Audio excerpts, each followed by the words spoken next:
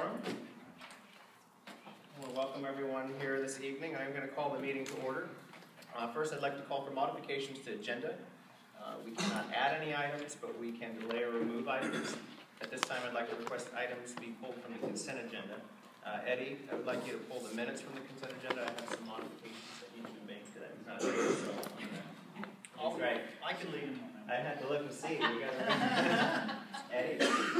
So, I don't think Eddie's here. No, he's not. That's what we were just bantering about. Oh, I okay. thought he was sitting right there for a second there. you're doing it on The Laura looks a lot like Eddie. There was some. We just had a different head. There was some suggestions from the community and came through, and they were good ones. So, Okay. we have some changes. Sure. We have some changes. Yeah, just something very minor on the minutes. So we'll pull that Okay. Yeah. and deal with that. So when we get pull to it, make the your notes, and then you'll Sure. Yep. Very good. If you have any items, please bring them to the committees for consideration. Are there any other modification requests? Very good. All right. This is our non-agenda public comment. I want to remind you that guests are permitted 2 minutes to speak. You will have an opportunity to speak, and then once we move into our agenda, we will allow you to speak on individual agenda items. Hi, Ian. Hi. How are you? Good, how are you? So is there anyone in the audience that would like to make public comment? I have public comment. All right. Go Should I ahead. go first? Sure. Just in time. Just in time. Yeah. Hi everyone, I'm Elizabeth. I'm with the Uptown Community Parking District.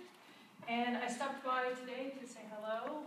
I hadn't seen Ben Nicholls in a while, so I thought I'd say hi. And talk to you a little bit about some project ideas that we have happening and some a call for new project ideas. Parking garage. Parking garage, that's not a new idea. Well, let's make it one. You know what, I think that the Hillcrest Parking Committee should start talking about that again. Before the current organization was revitalized, the way we like to say it, right, reinvigorated, something like that. The old parking district has kind of went through some feasibility studies and decided it wasn't feasible in Hillcrest. Well, it is now. But we could take a look at those things. So, just in case you're not familiar, the Uptown Parking District's Mission Hills, Hillcrest, Bankers Hill, and 5 Points. And so there are 4 neighborhoods in the Uptown Parking District. Hillcrest, any guesses on how much money we have in Hillcrest? Any guesses? $14. 14, 30 million? 8 million. 6 minutes. I should give away a prize or something, but it's about $3.5 million in Hillcrest. And so each neighborhood is kind of autonomous within the parking district to some extent. The projects that we have in Hillcrest, we work on, Megan, within the Hillcrest Parking Committee and through involvement with the Business Association. So Ben, I was just joking, I see Ben often. Cecilia's on our board, and so is Megan. So the parking district has a couple of cool ideas. You know, we run our trolleys on the weekend, connecting users with the DMV lot and the business core. We are looking to run that. Hi, Charles. We're going to do a 3-month trial period for a lunch trolley. Looking at May, June, and July, the lunch trolley will connect the hospitals with the business core, looking to alleviate the people that move their car from the parking structures over at the hospitals, drive around our business core, find parking, and then move on. And so we're going to run that shuttle May, June, July here at Hillcrest, and working with the Business Association to market to those areas. We also have a new concept that we're just now fleshing out, and I would love to get an HVA member present at a meeting on Thursday. It's a universal validation concept that would work with people's smartphones, basically. If you have a dumb phone, not so much. But the way it would work is that the businesses would kind of buy parking credits and have promotions as part of this application. And so it could be that Snooze, is the Snooze guy still on board? Or any of the other businesses could set up an offer so that when somebody parks their vehicle, whether it's in a public lot or on the street, for patronizing your business at set dollar amounts that you would set, you can kick parking credits back to their app. That the customer can then use those parking credits at a parking facility that we've negotiated an agreement with, or they can actually push the cash to their debit card or PayPal, is the way it works. So if Snooze I wanted to encourage folks to patronize their business and give an incentive for people to park in different places. They could say for every $10 you get $2 off parking, or 20 you get 1, or whatever parameter you want to set to encourage people. So you could do that as well, right? You could say if you spend $20, we're going to push a $10 parking credit to you, whatever you want the incentive to be. So we're hoping that's an idea that you guys are interested in working with us on.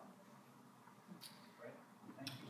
So just a matter of formality, we're working diligently to clean up our format as far as Time. public comment. Yeah, so just give us I an didn't hear email. the music play. Yeah, so for fuller Not sure how it presentations, if you email them in advance, we can put it on the agenda. Yeah, so I attempted to do that. The next thing, what I'll leave you with is that my email address is here if you have ideas. You can always communicate with Cecelia or Megan or Mr. Nicholls. And we do have a Hillcrest Parking Committee meeting on the 26th of February and the 26th of March. Fabulous. Thank you. Thanks. I As a matter of reserved for formality. afterwards. Yeah, we're not doing that back and forth. I skipped over introductions. I want to do that so everyone knows who we're chatting with today. So I'm going to start here first with Mr. Katz. Pete Katz, Katz Real Estate. Ryan Mendoza, Riches. Brett Sarwalls, Obelisk Mercantile. Megan Gamble, Hillcrest Business Association. Tammy Daber, Carlton Management. Michael Brennan, Carson Douglas Landscape Architecture. Johnathan Hale, Nicholls, Hillcrest Business Association. Maggie Rowland, Rowland Associates in Management Services. Laura Uman, Hillcrest Shop. Sam Cray, Street Bar and Kitchen. Cecelia Moreno, Press Cafe. Glenn Younger, I'm Cecilia's bodyguard. Alfonso Chang here. I couldn't come up with something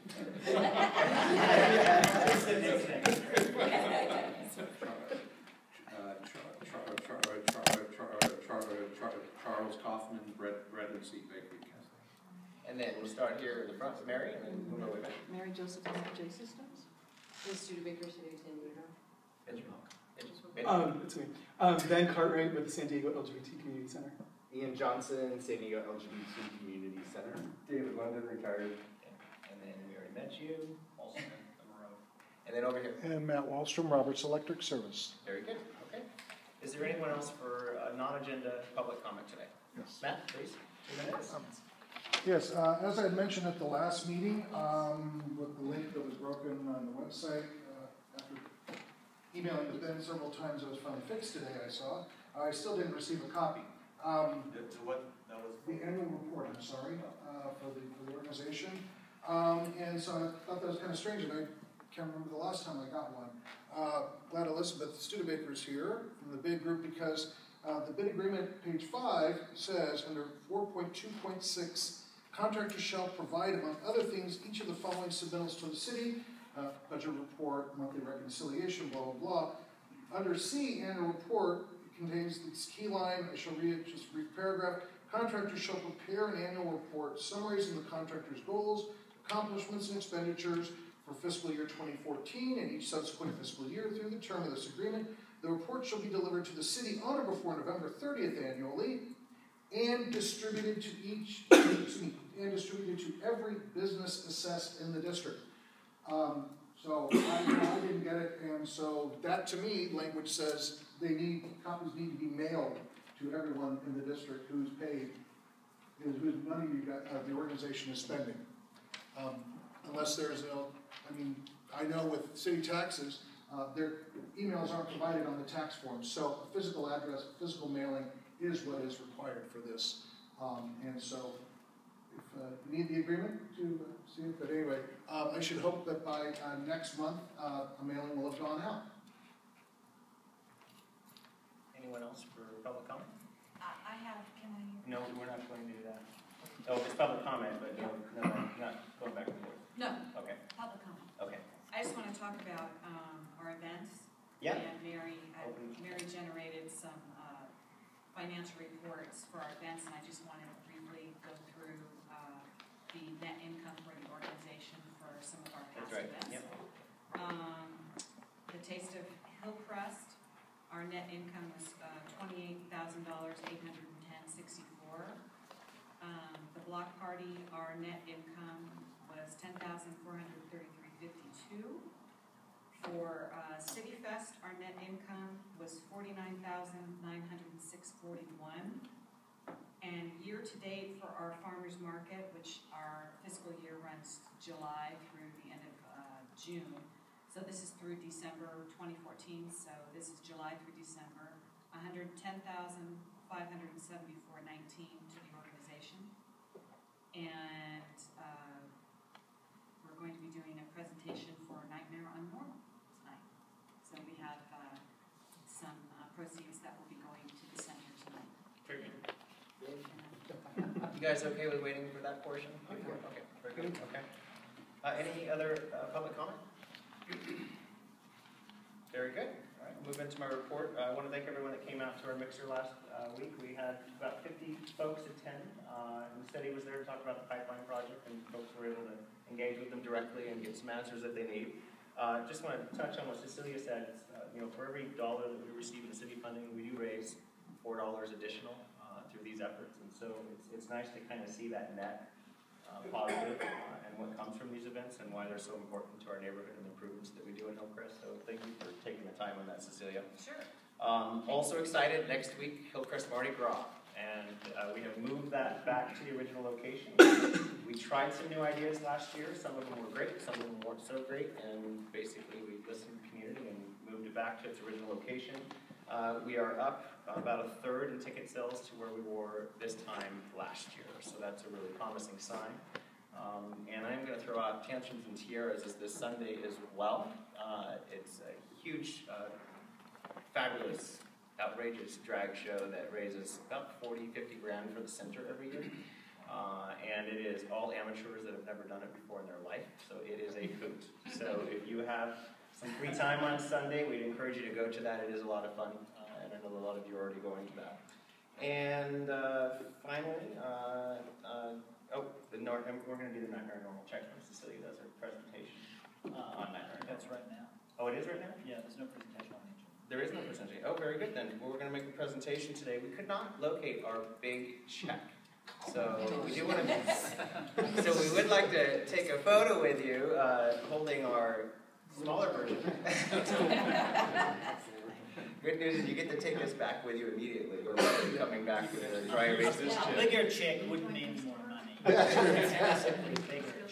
So just for those of you, the center was going to discontinue Nightmare Normal Street. Logistically, it just didn't make sense for them to continue on, and the Hillcrest Business Association partnered with them. We will now split those proceeds every year with the center, and the funds go back into the beautification projects as well that we're in charge of. We weren't sure if we were going to make a net zero this year, or we wanted to at least be in the black. Happy to say that we were able to raise over $5,000 above and beyond expenses, and we expect that number will grow as we continue to manage this project for them. So today we have a check for $2,581.74 to be presented to the LGBT Community Center. And I'd like to invite Ian and Vinny to come up here and take a photo with us.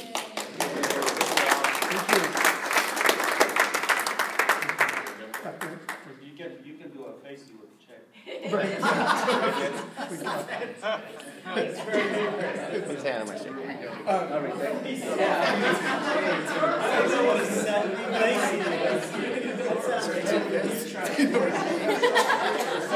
Right?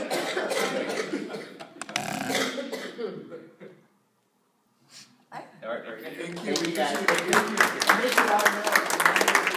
Our supporters year-round of the center too, so we thank you very much. We very much appreciate it. So thank you. Want cupcake? No. I have have to a dress on Sunday. All right. Very, very, very good. All right, well, with that, I'm going to pass the torch on to Benjamin Nicholls. Okay, so I just take this moment every month to talk about things that we're working on in the office that aren't on the agenda, just to keep the group up to date with what we're doing in the office. The big news that Johnathan mentioned is Hillcrest Mardi Gras, of course.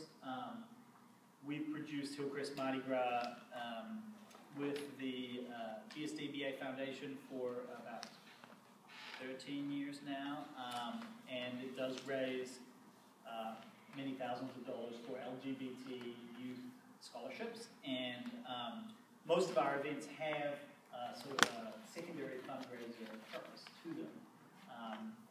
Most people don't know In addition to the money that Cecelia mentioned earlier, all our events pretty much have some sort of other group that benefits from those monies. So for example, City Fest raises some of the initial seed money for tantrums and tiaras through the dump tank. So there's a lot of leverage going on there. Ticket sales are going strong, and we have a number of promotional parties going on through this week and through the weekend. So we're really enthusiastic about that. I have been working on a number of other special event permits. City Fest and block parties seem like they're a long way away, but the city has actually accelerated their permitting process and for special events, and so I'm submitting those permit applications now. And I will probably submit applications for our events later in the year now as well, so the city has plenty of time to do the things that they do with those permits. I did want to let folks know that I've been putting a lot of time into thinking about our staffing model. As I'm sure you all know, our program manager that we recently hired, Debbie, she moved on, she resigned, and so this is a good opportunity for us to have a think about how we want to organize the staff in the office. The first part of that for me is to do employee reviews of the current staff, and so now would be a good time to send me emails or feedback or any information that you guys have about your interaction with the staff. Of course, I've only been here for 6 months, and so there's a period of time where you were interacting with all the staff, and so it'd be good to get information about that. And that is my staff report. That's quick. Okay. So we pulled the minutes. Okay. So I'll let you carry on with that. Are we going to do financials? I'm just going to hand out the revised minutes. Okay. Point out the modifications that came from the community. There was some. Before we want to do that, we should probably do public comment on that before we start. Yeah, we can do public comment on them. I just will point out the change, aside from a few typographical errors and some formatting errors that were in the minutes, I did add a section about clarification about a public comment that was made in regards to bookkeeping services, and David London made a comment about or a statement about bidding out all our contracts, and that wasn't accurately reflected. And then there was also a discussion about whether or not you could make subsequent comments, and we decided we could, and so I modified the minutes to reflect that, and then you'll see them in your packet. Okay. You want to get public comment on that? Do we have any public comment on our minutes or financials?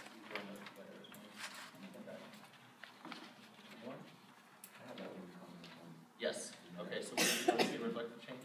So under the Sandag action, second bullet, it says Sandag would raise half of the rate, and I think in the business owners.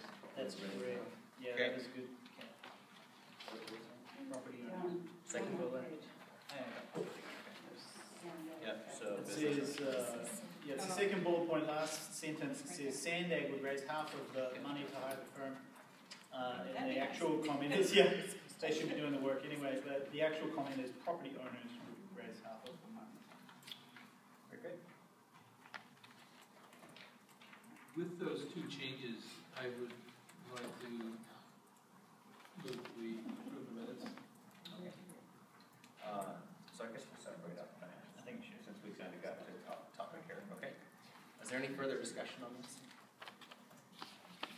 See in a second. We got a second. All right. I'm going to call the vote. All those in favor?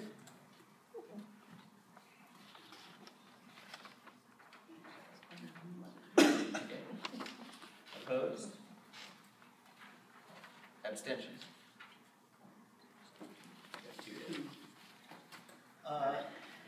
I'll just keep going for Eddie. So the financials is for December 14, 2014, they're in your packet.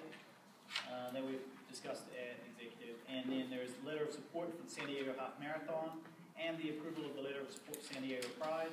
There was a comment at the last meeting about San Diego Half Marathon and who their sponsors were. I forwarded the sponsors to Cecelia, who asked the question. And I'd also reviewed their sponsors. In previous years, one of their sponsors had been the Rock Church, and they had some controversial positions that maybe the community had supported, but they're not a sponsor this year. So wait, are we doing financials? So the consent agenda is the financials Oh, and the you 2 want- letters of support. Got it, okay. Having read those, I would move we approve all three Okay. of the consent agenda. Is there any discussion on this? Anyone? Want to do slightly fast tonight, all right. We got a motion, is there a second? I second. Okay, all those in favor?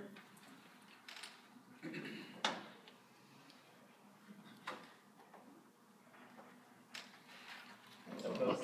Opposed? Abstentions? There you go. All right, this one's for you, Mr. Katz. Discussion concerning East Mat expansion and authorization to survey property owners. So I'll start with my staff report. Oh, did I skip over you? Yeah. So we'll do a staff report, we'll do public comment, and Okay. then we'll do board comment. Okay, How do you like that? that works for me, yeah. Okay. Yep. Okay, so staff report, I'm just going to pass around a memorandum. We have for some years been working to expand the maintenance assessment district on the east end of Hillcrest. It's a special assessment for property owners on University Avenue between 10th and Normal Street, and it pays for the maintenance of the landscaping in the medians. About $15,000 annually goes to maintain those medians, and it's currently administered by the city. There have been a number of property owners in that area that have requested that we expand that maintenance assessment district to make it more like the maintenance assessment district on the west end of town, which provides street sweeping and pressure washing and gardening and security, most importantly. In the past, property owners of the facility, this facility actually, the hub, the old property owners had resisted the idea of expanding the maintenance assessment district, and so it kind of got stuck in its tracks about 2 or 3 years ago, because without the support of this property owner, it can't move forward. I recently had a number of meetings with the owners of this facility and other property owners. Pete has been helping with those meetings, and so the owners here at the hub are interested in exploring the idea of expanding the MAD to include those services. So the memo that I just handed out talks about how you would go about expanding the MAD, and there's a number of steps. You have to, the steps eventually lead to a ballot of the property owners, and it's a weighted ballot by contribution. But the first step for the East MAD would be a survey of the property owners to see whether they're interested and what services they would be interested in paying for. And then you figure out, based on that survey, which property owners want to be included and which property owners don't, and how much they would be willing to put into it. I think the thing that's really driving this discussion is security issues with homeless presence in this part of town. And our security service on the west end of town in some ways exacerbates that because we push the homeless people to this end of town. So, unintentional, yeah. So the action that staff is looking for today is to authorize me to conduct a survey. We have to get 50% of the property owners by parcel to agree, and then we can move to the next phase, which would be working with the city on an engineering report. Is there any public comment on this item before we have board discussion? All right, very good. I'd like to invite Pete Katz, who's the chair of our MAD committee, to open up discussion. You know, this is something that we just have kicked around and tried to do for years. And the East End property owners are just sort of in their own world. And 20 years ago, 25 years ago, we tried. And it's very, very difficult to get them to agree to anything. But we can't have the East Hillcrest and the West Hillcrest. It's just got to be Hillcrest. And the sad part is it's going to pretty much take a meeting with virtually every property owner and explain to them why it's so important And, you know, I'm willing to spend the time, and we just need to get, you know, Ben some freed up time to do this. When Warren Simon got the West one in, it was, you know, a lot of time and a lot of door knocking and a lot of visiting. But, you know, you can get it through, and it is a lot of work. But boy, wouldn't it be great if we could then expand the security plan, get the guy, have way more hours, send the guy up and down, all around, clean up the part, and make the east and west one part. So it's really crucial to follow through with it. It's just such a daunting task to get these property owners to agree that everyone just sort of gives up each time we try, but we really need to do it this time. Some good news is the folks with the hub are very supportive of it, and they hadn't been in the past. So I think that, you know, we've got some significant problems, homeless problems. There's criminal things happening. The hub just put in that new area over there, and they actually were telling me that they put power outlets in under the seats. The idea was they wanted like their patrons to be able to casually be there with their tablets, their laptops, and stuff. And it's really just become a haven for homeless folks over there. So I think that you're going to see. I mean, in my opinion, I think that's going to be the trend, that more businesses are going to want us hopefully and understand the need for this for a neighborhood. So, fully supportive of this. Is there any other discussion from other board members? I have a question. My first question is the mat on the west end only goes until one half of 6th Avenue. So, are we going to be approaching this where we're going to go from 6th to Park? That's kind of what I was hoping. Well, I think we need to go at least to normal. I don't know if we've got any support past normal. And if we try to include too many, we're going to lose the vote, which we can't do.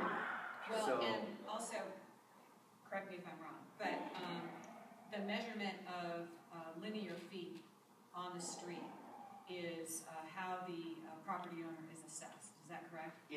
there are other variables. Okay. A parking lot is a lower rate. Okay. We can actually work with the city on how that's charged. So if it happens that obviously it's a very wide frontage parcel, but a little tiny building, you know, we can try to work with that. The idea is to make it fair. Right. So the plan of action then would be you take the big parcels, Whole Foods, AT&T, the Hub, and anyone else. And you take all those and you go to them first, because you have to get 50% plus one of the linear property owner to agree. Is that right?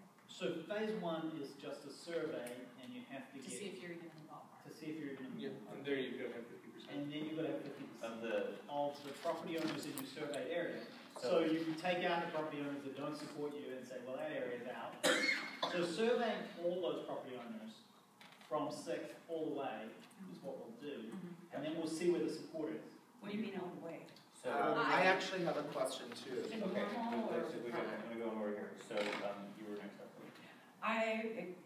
On the admin side of this, would the east merge with the west and becomes one mat so you can, the volume is better? And Technically, it would be 2 mads. Okay. Because you don't want to upset the 1 mad. Right. But if they were contiguous, it wouldn't make that much difference. But you can use the services. Because you have one, the idea would be to expand. But like if the Whole Foods property owner says no, then it wouldn't be. But we can exclude a particular property, like Village Hillcrest on the west said, we're not doing it. So we were able to exclude them so that it didn't count against us. But it has to be continuous though, right? You can't just hop over. No, I think you can hop over, can't you, if it's a big enough parcel? I would have to look at it. Sam, your question? Actually, Pete, I think since you're doing this now, and I've been working on this for quite some time myself on east end of Hillcrest. I think if you include all the way to Park, and I would give you all the support, I would support you with any legwork, and actually, I'm pretty much sure, I even think you would not, but I believe we could actually help you in that process. So since we're doing it now, I think it's a good idea to do it, include all Hillcrest. As long as we have support, that would be great. I would support you on that side, and so is. So here's what's happening though, just to be clear, is we're canvassing all of it, but if we find we don't have the support in pockets, we're going to push forward where we do, so that it happens. Oh, Because absolutely. more is better than Yes. none. Oh, But then no, if of we course. don't, I mean, the whole idea is that's that. when we step in and start. Right, yeah, so I think that Conversation. there's like a little PR campaign that can happen here, and I think we have to, the business owners are gonna have to be pushing the property owners and Correct. telling them, this is something we need. You know, if you want your building to have a tenant, you know, and you know, these are things that we need for our neighborhood. So, The experience has been that you have to face with the property owner. Right. Then you can get them. Right. You can talk to the tenants all day long, but until you convince the property owner. So it basically means a meeting with every property owner. Of course, some of them They're don't not even even live here, or it's a trust and you can't get a hold of somebody. Yeah, but east of, But the east of North tenants is on can, that. they can get a hold of them, The and at least try to tenants make may a have connection. a better way. Right. But if it's possible, the way to get them is to talk to the property. Sure. Well, for us, it's very easy because Park and University and Robinson, there's not a lot of property, and there's a large buildings. And, you know, on the east side where I'm located, the properties are much smaller, but there's only like probably a total of 8 owners. And I pretty much have information about How all do they of them. handle the condo building? Yeah, that's the question I was like, Yeah, is there residential included in this as well? There can be. Well, but there's condos, but you have like Egyptian where you Has are, businesses. but there's businesses on the bottom, right? Depends how you divide it. But every property owner, including condos, would be surveyed to see that. And that's a single ownership. We would go to the board, the condo board, and convince them why they need to be in it. Because we want them, because even if it's a lower rate, each condo, hey, look what we're doing for your neighborhood, you own here. Well, This is important. Can I ask you a question? So let's say I'm a condo owner.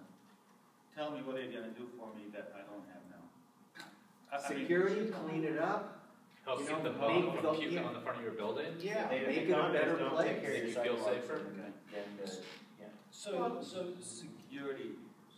Glenn, go I think it's two thoughts. One is Little League as we get prepared to, and they have that includes residential, so that makes a lot of sense. And it's not what happens right on your property; it's what happens next door to your property. And then the third thing is, from what I remember, it does have to be contiguous, but you can very much gerrymander. You can say, "Ooh, okay." It's the footprint. You could do it where, okay, the hub is out and everybody else will, you know. So you can gerrymander your thing, but you do need to, so you can't, as soon as you get it.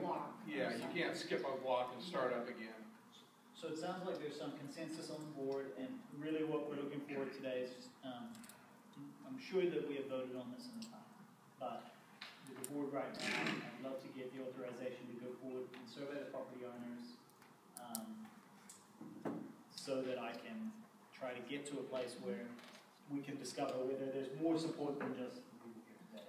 And if we have enough support to work with the city to move forward. I might add, it's like, it seems like there's a few folks that raised their hand that said they would actually want to step up and help with the process, so maybe, you know, with this action, establish a committee of those folks that want to hit the ground and help you with that. We do have an ad hoc little group that's been meeting. Pete and Gary Wong and I have been meeting to talk about it, but we'd love to grow that group, so. Okay. Actually, I would like to make a motion for Ben to have, how many hours are we looking, actually, before I make this motion? What would be the hour? Probably 20 hours, 30 hours. Yeah, I mean, 6-7 hours a week. I will go ahead and make that motion. That would be great, because then Ben has the authority to say, hey, look, you know, it's time to move forward. I'm going to spend some time, so I think that's a great idea. I second it, whatever that motion is. Yes, and by the way, modified all the way to Park. I agree. Yes. That is, yeah, that From was. 6 to Park, not To 10. Park, yeah. Okay. Want the whole banana. Yes. the whole banana. Yeah, it's the motion is, Sam, you want to repeat your motion for Megan over here? I will go ahead and make a motion for Ben to meet up with the owners of the property from 6 to Park Boulevard. Okay, and we're surveyed. And I'm sorry, to do a survey. Surveyed and with the mat extraction. Yes. Got it. Okay. You get that? Yep. Okay. And just, I will add that, one of the things at the executive committee, we did chat with Ben about reevaluating our staffing and how we're allocating our resources. So this is a part of that, is him focusing some of his energies on projects like this that are definitely, they keep getting discussed, but find themselves constantly being put on the back burner. So I'm very enthusiastic about this. Well, and do keep in mind, it was on the back burner because the owner of this property said no. Right. And so it's hard to move forward when the biggest property owner. But they're in now. They're in now. So we're very happy about that. Okay. Is there any additional discussion on that item? Yeah, I'm trying to understand this because I'm kind of thinking about this as a property owner on the east side. And I need to have something that's going to motivate me to pay more on my taxes. You said security. In what form? I mean, we don't have more security on the west side as opposed to the east side. Yeah, we do. We have security on the west Because side. you're not in the man on the west side. You're not seeing that. You're not seeing the results. All of that. those homeless people, they're Yeah, coming. you're not It's in like it. that. Yeah. We're trying to fix that. Well, how is that going to help me if you're going east, not going north? Well, that's Well, the second the project, next which discussion is going north-south. expanding that map North-south to go to the hospitals. Yeah. and south. Okay. To use. Any additional discussion, folks? Yeah, just a follow-up to this. I heard Todd Gloria say something like what they're doing in downtown now, and I'm kind of paraphrasing. They have like 30,000 residents now. In the next 10 years, they're going to have 100,000 residents, and they're going to be pushing most of the homeless population from downtown to all the other communities. So this is going to get a lot worse. Yeah, so we got to push them to the next neighborhood. It's the American Or push them towards resources. That's the next step, right? Can I get what? Well, and Balboa Park is not helping because that's where they shelter, obviously. Okay, so we have a first and second, right? Yep. And is there any additional discussion? Sounds like we're all pretty enthusiastic about this. I'm going to call the vote. For those in favor?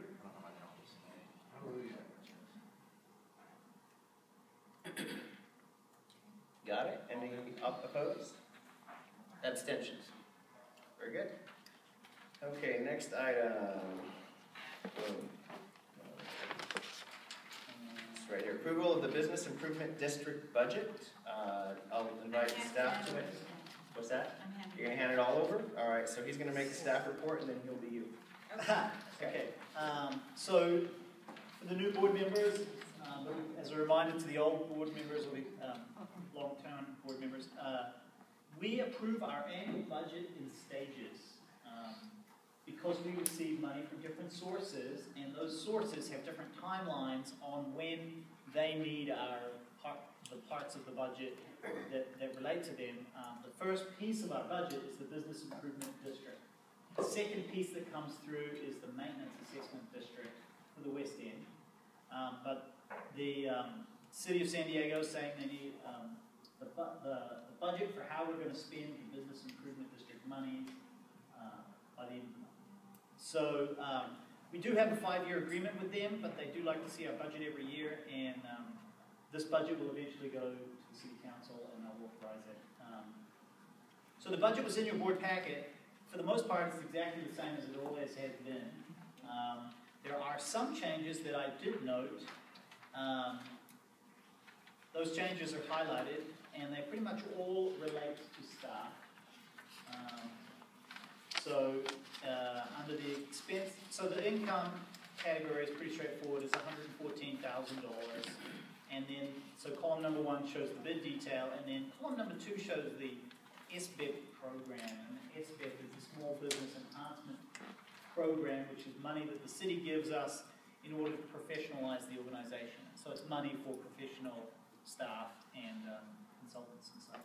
Have we not been using that? No, yeah, well, I use it, but just not for professional activity. With donuts? I mean cupcakes. So essentially what I've done is I have the bid budget pays for services for the community, and so you'll see there's $19,600 for outreach and promotion. There's $61,224 for physical improvements, and you can see detailed there what those items pay for. There's $10,200 for the business improvement district's share of the upkeep of the office, so things like insurance, the telephone, the audit, the rent. The business improvement district pays a share of that. And then there is one staff person that is paid for that will service the business improvement district. That is $19,500 of their salary comes from that, and then the SBF money covers the rest of their salary. So it pretty much pays for a staff person, the share of the office, and then $20,000 for outreach and promotions, and $61,000 for physical improvements. And it's a zero-sum budget. It's not like we're making money off the business improvement district. Everything that comes in gets spent every year.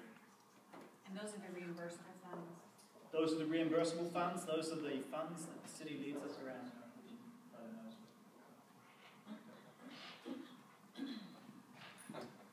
We'll get to public comment soon. Okay. So and that comes from primarily, most of that money comes from the taxes that are assessed to the business owners for their dues for this organization. So why don't we do some public comment first? Yeah, what I'd like to do, and we've changed things up a little bit here, so we're going to do public comment, if there's anyone who has public comment on this item, and then we'll go into board discussion. Elizabeth. Just for clarification, about 2 years ago, the city started sending your bid assessment funds in advance disbursements. So you get your disbursements on a monthly basis based on how much money we have saved in the treasury in your Hillcrest account.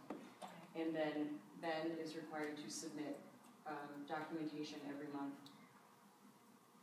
explaining how that money was spent, all the backup information, and all of those activities need to be, in line with your narrative that goes along with your budget to city council.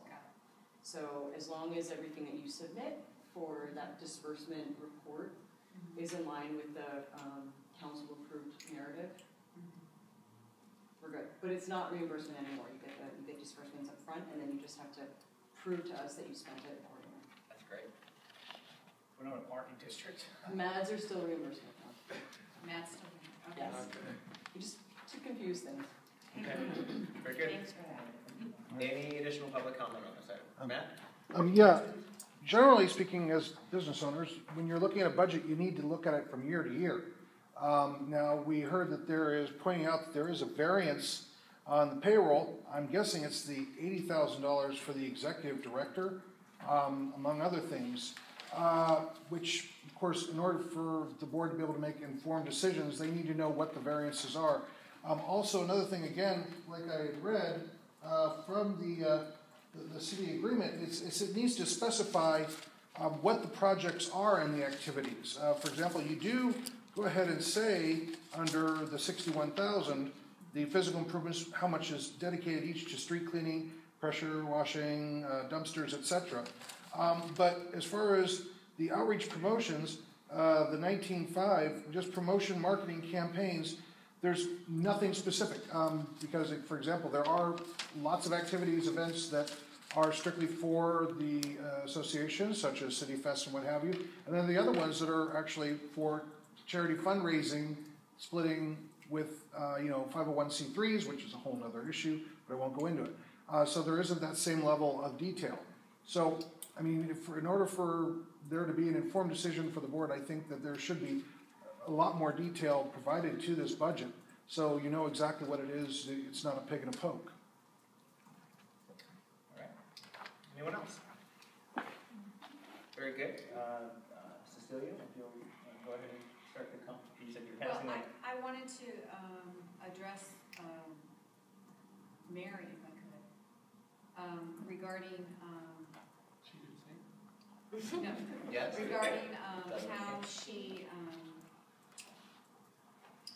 how her and Ben operate within the confines of what Matt is talking about. In other words, that because there's a generalization on our budget line item, everything is coded very carefully when we actually cut the checks, write the checks, say what it's expensed to, and then it does show up on our financial reports, correct? Correct. Ben and I work very closely in regard. So those details are presented to the city as well, and they also go through our MLI. And they're also in our detailed reports for every single one of our events and on a monthly basis in our financial statement. Right. Yes, we have a very detailed general ledger. So I'll just throw my 2 cents in there. So the promotions, marketing, campaigns, those are things, and Sam, you will really like this, those are the things that we do in the neighborhood that promote the community that have nothing to do with our events. Right? So a good example is Shop Hillcrest for the Holidays.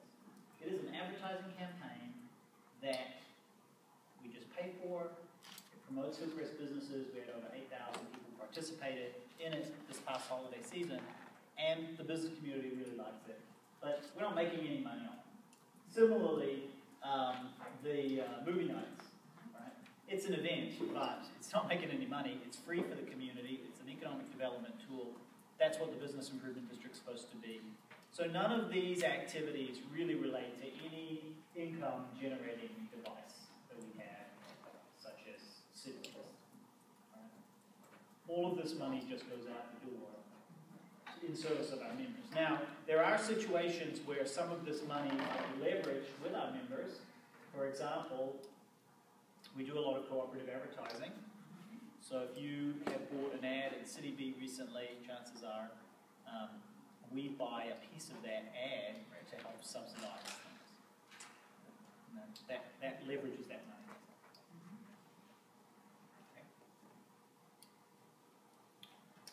And I believe sometimes we have to give back to Hillcrest residents. I mean, every event doesn't have to be a money-making event. These are the residents that supports Hillcrest, supports businesses in Hillcrest, and that's why all these businesses are still going. And I'm perfectly okay with that because it's going back, giving back to the community. So to be clear too, we do a thorough accounting. Yes. If their city had an issue with this, they would have pulled our contract on. Yes. So. Or your auditor. And we're audited and we pass every year. So if there's any additional discussion, we have a motion on the table. I move we approve it. Okay, I just need something a little more elaborate than that. I don't think you do. You know? All right, very good. Who seconded that? I said. All right, I'm gonna call the vote. All those in favor?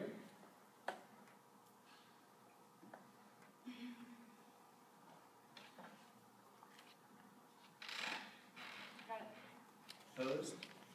Abstentions? Very good. All right, next item. Pride Plaza update and an authorization for a parklet.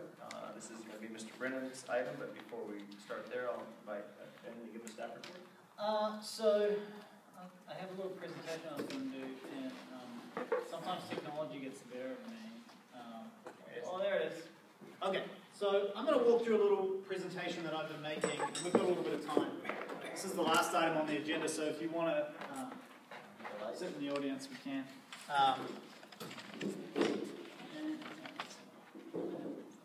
Thanks.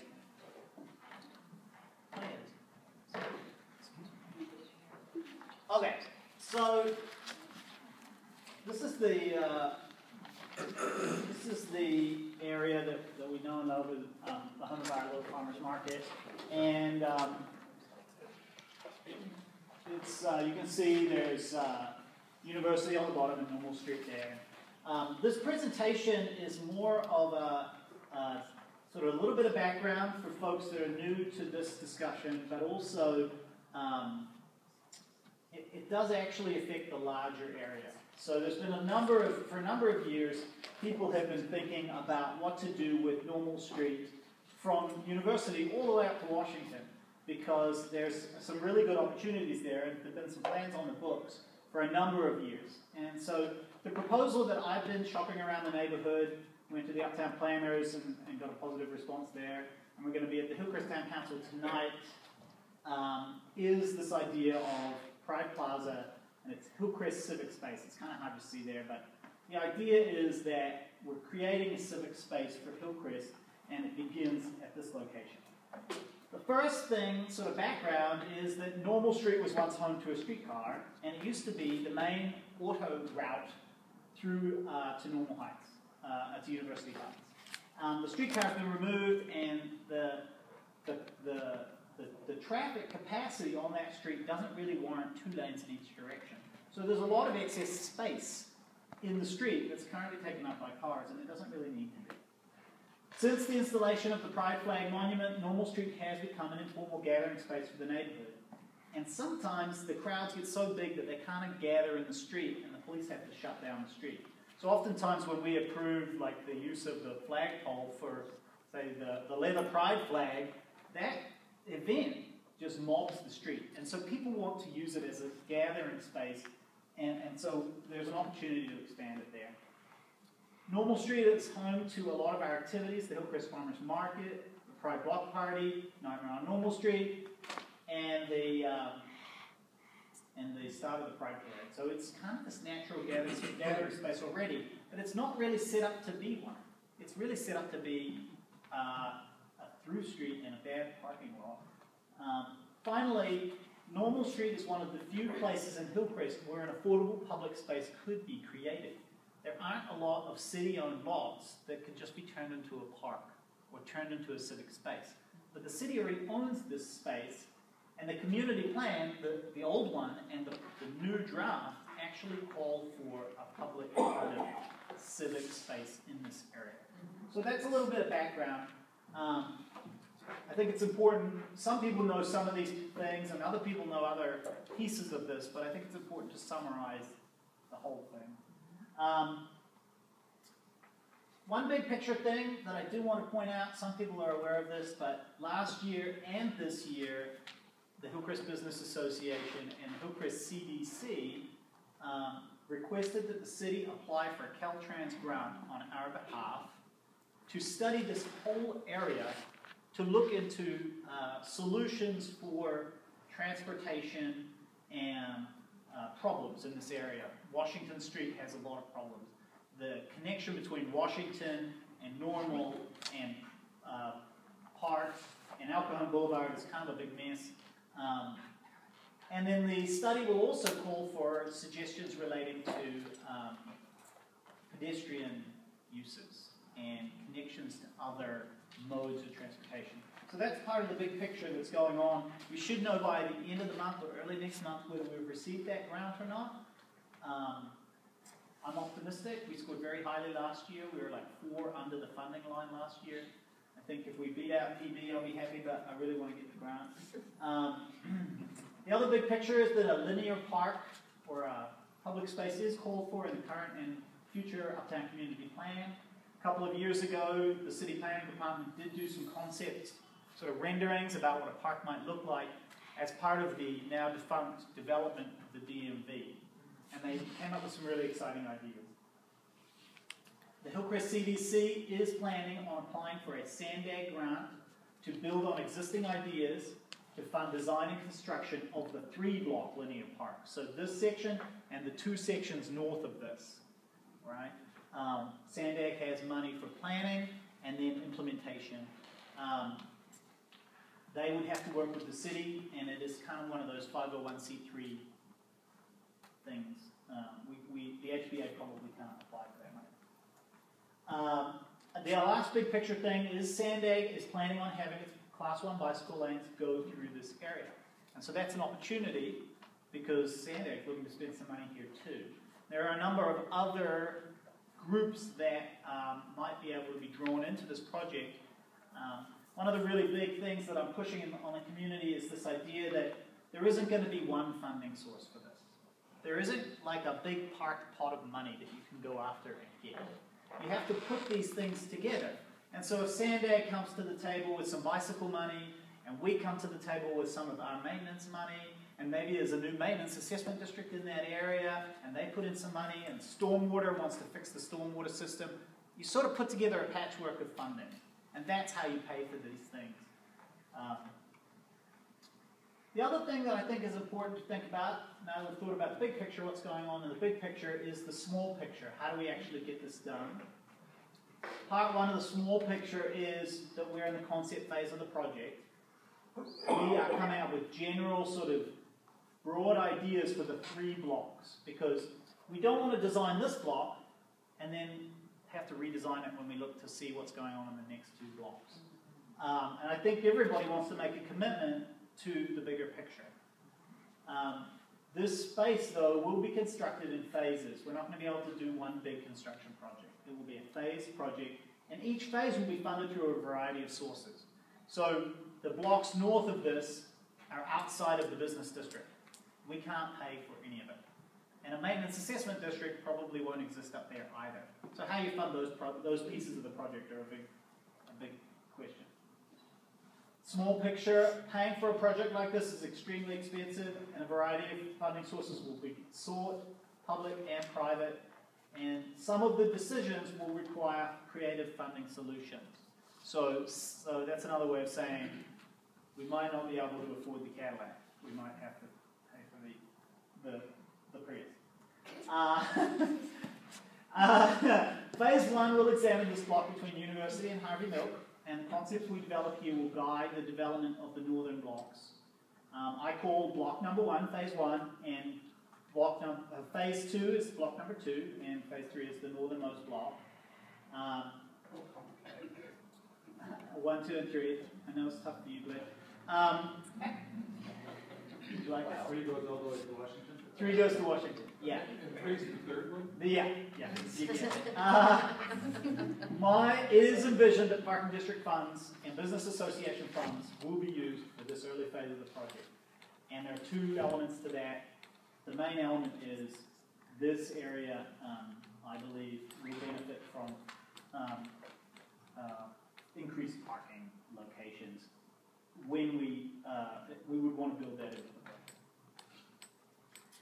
Some of the ideas here, my pictures are really small, but that's a big shade tree. I've got some concepts relating to landscaping, hardscaping, movable tables and chairs, like cafe-style tables and chairs, features that people can interact with that are permanent features, like this sort of grassy knoll here.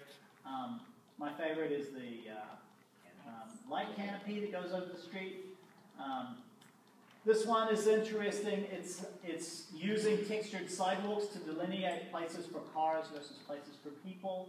And then this one is similar, textured sidewalks and movable bollards to delineate uses at different times. There's plenty of places around the world where sometimes your street is a parking space, and sometimes your street is a street, and sometimes your street is a farmer's market. So being able to have a flexible space is important. That's another example of how texture is used to delineate different uses, streets versus pedestrian areas. And then the last one, this one is important, movable planters.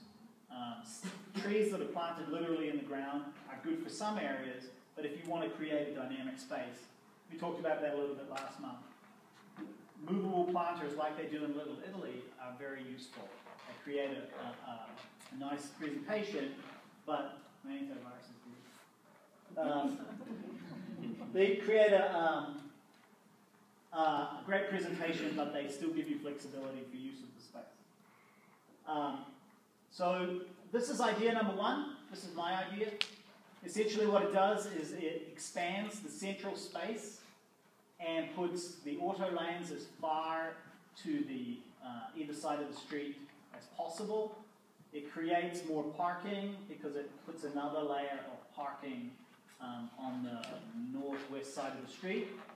It does expand the Pride Plaza area around the flagpole into the intersection.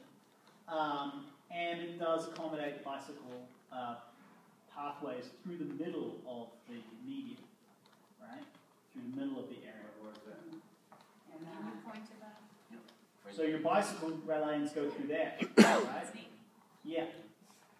So So the benefit of this is that you are creating a great usable space around the flagpole, and then the area where the cars are parked, you take out the median altogether. You put in bicycle lanes, but you also have a flush sort of surface, so that all the way across, so that you can use that space for whatever you want. Right now, the space is determined by the medians. Right. You can't drive all the way. I mean, a wheelchair at an event that would take up the whole space is very difficult to get across the street. You have to go all the way around. It's really tough. This is the second option. This is what we're calling Transform Hillcrest option. It essentially takes the ideas from Transform Hillcrest on University, kind of projects them up Normal Street. It kind of creates a off-center gathering space, to the west of the flagpole. It does add parking, and it has on the northwest side there's like a kind of a parking lane, and then the through traffic goes right on the southeast side, right? And then the bicycle lane kind of goes around the outside. This idea is great because it fits in with Transforming Hillcrest, and it does add parking. And the final thought is this one, which is really popular but has some challenges. Essentially what this does is it takes the curb on the northwest side and extends it all the way across the median to the existing parking that's in the median right now. And that gives you this broad open space that you can do whatever you want with. That's kind of a lot like a park. You could even put a lawn in there. The bicycle lanes are on the northwest side of it. The challenge with this is that it reduces parking, or at least it kind of tries to balance parking. But you can see the driveway coming out of the Hillcrest Village Square there, going on to Normal Street, kind of doesn't go anywhere. I'm not sure what to do about that, and they did just reformat that parking lot based on having a driveway there. So it would be tough to close that at this point. Not impossible, but this one is nice because it creates this amazing sense of place, and the driveway is something you could probably overcome. And it really, if you could replicate this area all the way to Washington, you'd have this really nice kind of boulevard, which is what the community plan, at least the current one, calls for. This leaves curbs and kind of getting around with wheelchair accessibility still challenging. In the center? No, doesn't it remove the center still? You'd still have curbs and stuff here.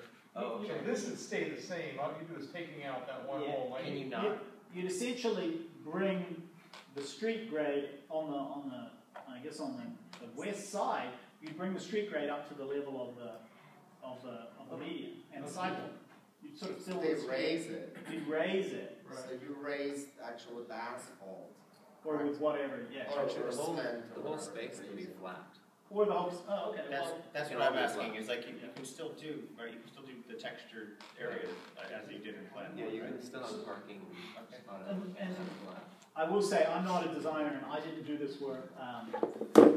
This was done by Walt Chambers, who's very involved in this project. All these renderings were done by Walt. There's a lot of different ideas, right? And these are the three that the group that's been thinking about this at the CDC. These are the three ideas that I've been sort of gravitating towards for a whole host of design reasons. So I'm presenting these three options as sort of food for thought for everybody. So next step, see, technology gets me. So the general concepts that I think I want to put out there are that there are many moving parts for this project. We can't wait for every piece to be in alignment in order to move forward. Like you can't wait for the grant next year in order to do this. You have to sort of move forward at the same time on a lot of different fronts. And we have to take advantage of opportunities as they present themselves. And as we accomplish early parts of this project, later parts will become easier. Right? So if you can do phase phase 2 becomes kind of like, well, when are you going to get to that? And there's this sort of idea that you start the ball rolling down the hill and it gets easier. And then the third general concept I want people to get familiar with is this idea that there are a lot of players involved. We're not going to be the only ones. The CDC is critical because they have this sort of designer board of smart designery people that are putting a lot of energy into this. But Sandag, the town council, the uptown planners, stormwater department, the council office, the mayor's office, and the parking district, all of these groups are going to have to come together and have a proactive attitude. Mike and I were at a meeting the other day with the city where there were a lot of these groups were at the table, and there was sort of like this really excited energy around the table of people saying, oh, well, we could do this, and we could put chip in this. And I was thinking at the time, this is amazing. These are all bureaucrats around the table, and they're all getting excited about it. And that kind of attitude is really what we need to see from a lot of groups if we want to make this happen. I was excited to see it from the city, frankly. So next steps, presentations to community groups. That's what I'm doing right now. Tonight we're doing the town council. I'd like to set up a static display at the Hillcrest Farmers Market. We have our market booth. I'd love to be able to put presentation boards up and have people put like their ideas up. We get about 5,000 people coming to the market every week, so that would be a great way to get information. What's that? Oh, that's a good idea. Yeah, votes, and then I love Post-it notes. We'll have people put Post-it notes up. All ideas and suggestions will be amalgamated into one concept for phase 1. At some point, we're going to have to settle on a community idea. And then we're going to, once we get to what we want to do in phase 1, we're going to step back a bit. And we're going to do phase 0.5. And what phase 0.5 is a temporary paint and planters pilot project installed for about 6 months. The PPPP. It's very appropriate. Thanks for your contribution there. And essentially what that is we will work with the city to get approval to essentially mock up what we want to do with movable objects and paint. And it's sort of like a trial. And see how it works. See what happens to the traffic flows. See if people use the space. We'll try to program the space. And then once we get to a place where we're like, hey, this is working, or this needs to be tweaked, or whatever, we can modify it as we go. And then the preferred proposal, once we get that paint and planters version done, we'll do another round of community presentations saying, hey, this is what we tried out, this is what worked, this is what didn't work, and this is what we want to move forward with. And I think if we can get phase 0.5 off the ground, people will get really excited about it, and they'll want to see it implemented permanently. So that's the presentation I'm doing for the community. It's an action item today because I would like you guys to authorize this general concept of version 0.5 because it wasn't in the presentation last month. Okay. I didn't talk about that idea, but it is a really nice sort of like baby step towards this. Okay, I move that we authorize. Let's do our little process here. Then we can discuss it. Why don't we do our, that's my style for voice, so why don't we do our. Okay, before we go into board discussion, is there any public comment on this item? David? Ben, just a question, not really a comment. Do you have any idea at this point, plus or minus some hundreds of thousands of dollars, what phase 1 might in fact cost to complete? Let me talk to you afterwards, because I can answer that question offline. Yeah. Okay. Any additional public comment? One last one again.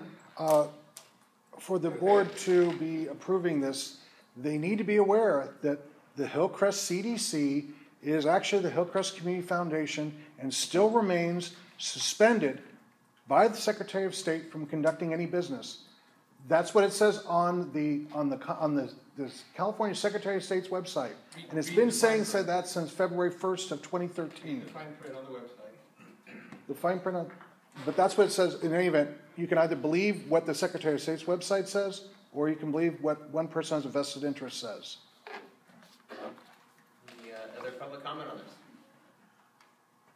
Very good. I'm going to open this up for board discussion. Good.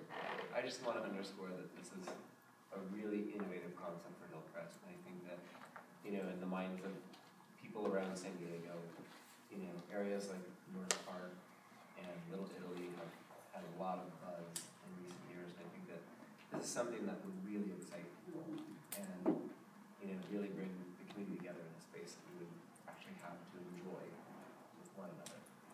I agree. I'm excited about it. And you just got to rewind about 4 years ago when we were discussing bringing a pride flag to the neighborhood, and the board really coalesced around this idea. It energized people. It's become a tourist attraction. People gather around it, and we raised $100,000 privately for that. People were engaged in that, and I feel like we'll have that same level of enthusiasm for this project. I like the way that you've laid this out. You've obviously given this a lot of thought. I'm enthusiastically supportive of it. Say anything else other than I'm all for this. Yeah, I think any one of these plans is a win-win situation. I can't see of any negative with anything we heard tonight. I would like to say yes, I agree that improving the community by giving it somewhere to go and kind of do more activities in addition to the farmers market is important. But I didn't know if there's somewhere there that's going to be dog friendly or something, because I think everybody has a dog. I think if you get the support of people in the community with dogs, you get more fighting power, because now it's a benefit for them. They don't really care about parking anymore because their dog's got somewhere to play.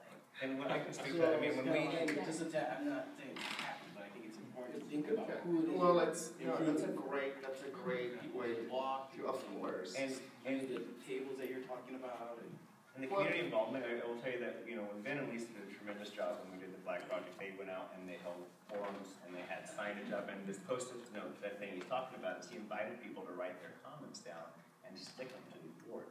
And in doing that, there were a lot of things that changed because of that, and so it's very, very important that we do hear ideas like this, because that's going to change the scope of this project and ultimately put something in the community that's driven.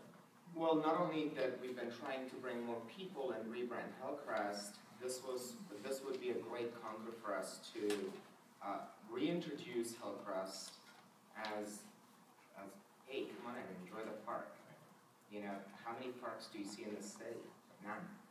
And one other thought is that, the cost of producing events there will likely become significantly less for us when we can put bollards up, and we require less traffic control, cops, and so forth. And so this is a no-brainer. Okay, we're all for it. Yeah, let's do it. One more comment. I really appreciate the concept that it's going to take a bunch of different funding sources to make this happen. There are certain things that, just based on geography, that the HBA can get involved in. But if we don't get the first block done, the second, third block never happen. And so I think it's important to move forward on that. So I'm excited about that. And then this is just a question. I was thinking about the water line replacement. That's all happening as well. So the water department is somebody else that has some money, and they're going to be tearing shit up anyway. It's a technical term. Engineering. All right. With that, I think Pete has a motion. Now, time to vote. I know we approve 0.5 and proceed. Okay, and we got a second. Pick which one you want. All right, all those in favor?